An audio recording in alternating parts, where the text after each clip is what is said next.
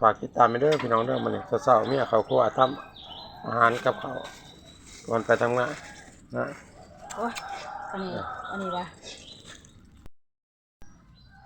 สบายดีทุกคนช่วงเช้ากับการทำอาหาร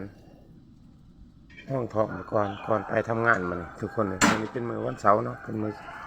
สุดท้ายของการทำงานมันภรรยาก็ทำอาหารเจียวไข่พี่น้องเลยหรือว่าทอดไข่เนี่ยไข่เจียวอาทิพัดเสิร์ฟครับเส้นเลาะนี่ก็พี่น้องหอมไข่เจียวทุกคนเลย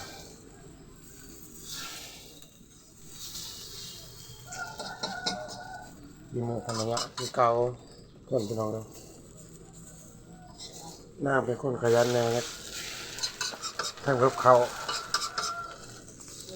คือกินเองทุกอย่างเนาะอย่างนั้นก็เป็นเห็ดชนเนาะโดยคอยซื้ออาหารชุกมากินทุกคนเนาะ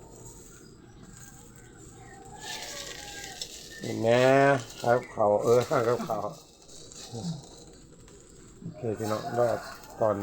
ไปจบจนจะเสาทุกคนเนาะอากาศจะแย่ตั้งแต่เสาแท้ไอ้ก็สิ่งนี้แหละแห้งแหละนะโอเคเดี๋ยวใส่เป็นกระเดียบร้อยพี่น้องรอตอนต่อไปนะเพื่อนพัดเสร็จนี่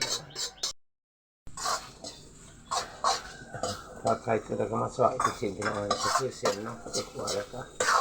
เทลงใส่ไว้ก่อนกำลังปรุงเรียบร้อยเลยพี่น้องใส่ซอสใส่น้ำตาลใส่น้ำปลาเนาะนี่เด็กกินข้าวเห็ดตามใจชอบเนาะแบบชาวบ้านกับเห็ดบ้านบ้านนะพี่น้องเนาะอันนี้คือรัดมีใส่ใส่ก้อนเลือดนี่นะบอกไม่ได้เดี๋ยวนี้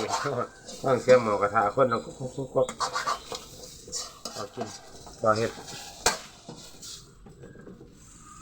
เนี่ยเอาชิมก่อน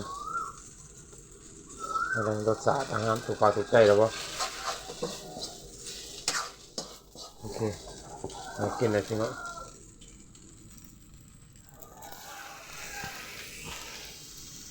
แค่พี่น้องเลยกินครับอาหาร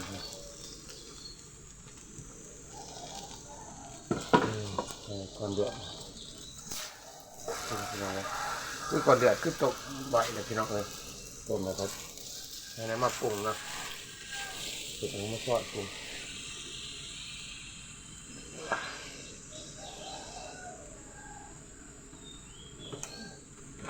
ได้แซ่บละนี่เอามาแซ่บเลยทุกคนนะชิมเลยนะ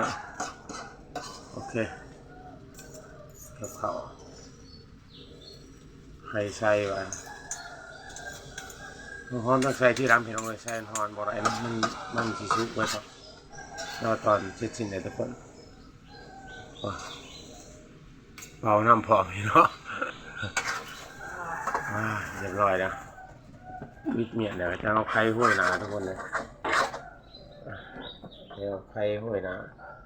คือเป็นการชบสิ้นทุกคนไข่ก็ซอยตอนนี้ไงกินจากแสบทุกคนเลยเฮ็ดกินเองพี่น้องเลยเฮ็ดตามใจชอบเนาะโอเคขอบคุณเด้อพี่น้องที่มารับชมใหม่กำลังใจฝากกดติดตามด้วยเด้อพี่น้องเนาะเมื่อใหม่2กับภรรยาขอบคุณทำกับข้าวมาเนาะบายขอบคุณทุกการติดตามเด้อพี่น้อง